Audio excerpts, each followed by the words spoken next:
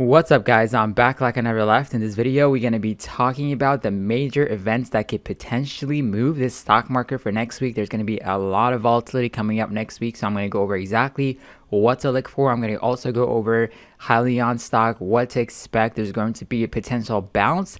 I'm also going to cover Workhorse and what could potentially make the stock go to the downside or to the upside next week. I'm going to cover all this important information coming up. Alright, before we continue with the video, I wanted to clarify that this channel doesn't have any associations or it does not endorse any political party. I'm going to tell you guys 100% what I'm going to be voting for this upcoming election. That's going to be for the like button, so make sure you hit the like button. But I just wanted to clarify, yesterday's video seemed like it was leaning towards one political party based on what Kathy would have to say. But when you look at the statistics, you have to do more research to find out exactly which political party favors the stock market. So when you look at the statistics over here, the stock market performs pretty well in the past when a Democratic Party was in charge of the presidency, as you can see over here. But based on the recent policies, she's leaning towards that the stock market could potentially be helpful if there's a Republican in charge. So that's just what they are talking about based on the policy. So you have to look at it as just what they have to offer right now. So this is not just to endorse one party or another. If you want to do more research about it, you can definitely do more research about it too. I just wanted to clarify that I'm not associated with anybody else. I'm not supporting anybody else. And also I want to clarify that some of the ads that are shown on the channel, I'm not really in control. I had some people complain about some political parties are showing ads on it, and that's on YouTube side too. Just do more research on your own. But as I wanted to say again, this channel, it does not endorse or support any political party. It's just more of an informational channel. As I said, I just wanted to clarify that. Now let's move on to what could potentially affect the stock market coming up this upcoming week. So we talked about yesterday, Trump got coronavirus, so that could potentially affect the stock market significantly to the downs. So if he can recover, that is going to be fantastic.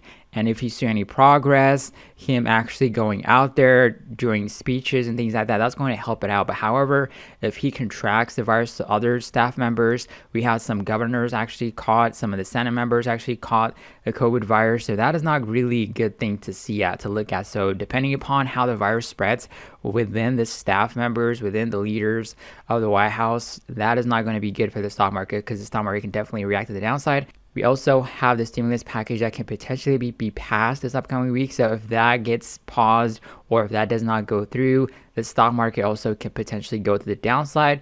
And also if it goes past, that can also go to the upside. So it's definitely going to be super volatile week. So you have to be super careful depending upon what positions that you want to put up or what positions you want to put on, because it can go up and down, can be super choppy. That's why you need to be super careful and manage your positions accordingly based upon some of the major news that can come out of the White House and also the stimulus package being passed or not. So be super careful.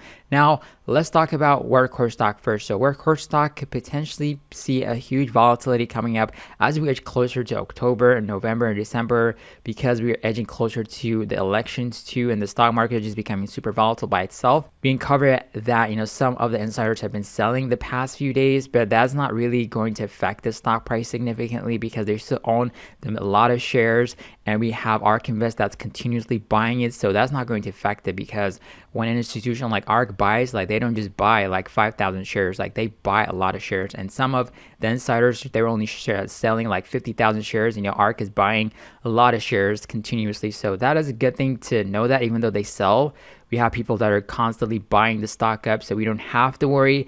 We just have to worry is that if there's going to be bad news coming for Workhorse stock, like they did not get the USPS contract or it's delayed and things like that, we just have to worry about that. So in the short term, that is pretty good. And if the positive news comes out and we're edging closer to the elections, so more probably they might announce for political reasons that they awarded the USPS contract to Workhorse, and that can significantly affect the stock price to go higher. So that is important as we get closer and closer to the election. Definitely expect huge moves to happen for Workhorse. Now let's talk about Hyliion stock.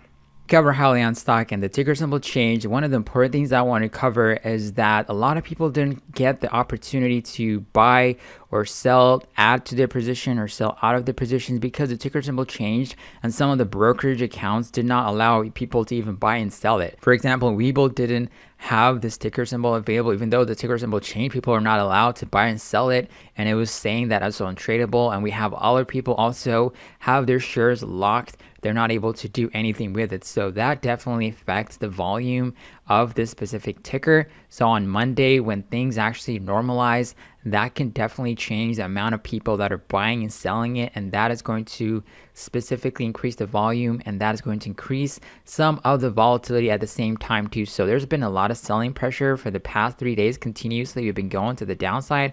So if people start to buy the dip on Monday, if more positive news comes out, the stock price can definitely bounce. We also have the CEO is ready to ring the bell. So that is fantastic. There's going to get more exposure. Usually when they actually go to the New York Stock Exchange and they ring the bell, they get interviewed and people actually start to pay attention to them and they get coverage on the news and things like that. So that is great exposure for the company. So Thomas Hyliion is going to be the one that's going to be ringing the bell, even though it's really not a good time right now in the stock markets. You know, Trump having the COVID-19, the stimulus talks, the stock market is going to be super volatile. People might not pay attention to a new company that IPO'd because there's a lot of things happening going on in the stock market, but still a good thing to get more exposure and to get more eyes on your stock and on the CEO.